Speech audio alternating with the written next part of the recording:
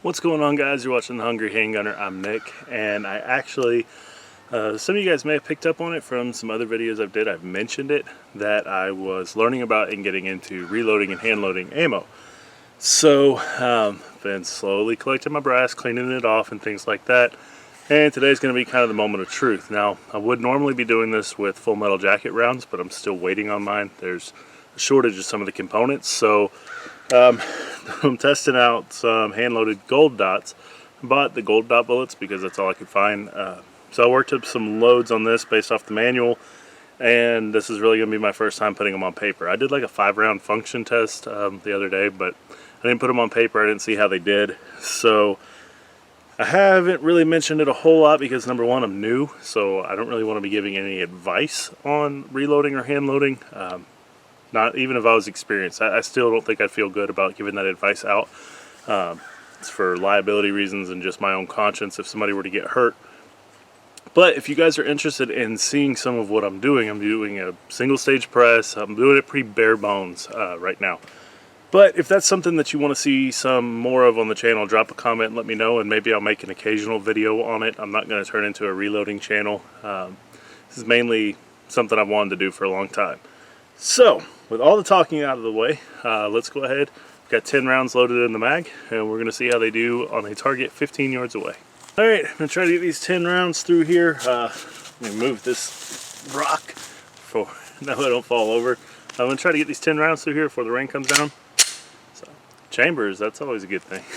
I'm just kidding. I already checked them to make sure they were in spec, and we'll go ahead and put them on the target.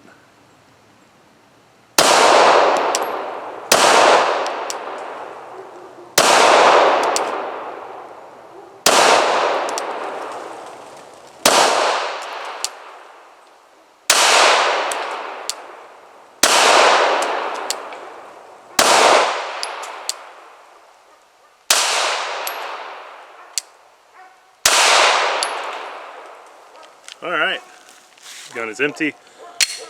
It's everything's cycled, fed, and still have all my digits. That's always good. Let's go look at the target. Dang, humidity's peeling my target off my little backer there. Yay for the elements. Anyway, that's what I got. So I don't shoot my Glock a whole lot. I picked this one because it was probably one of the safest ones I knew of, and the cheapest 9mm that I shoot typically pretty proficiently. So 15 yards, I don't think I could do any better than that with factory ammo. I'll take it.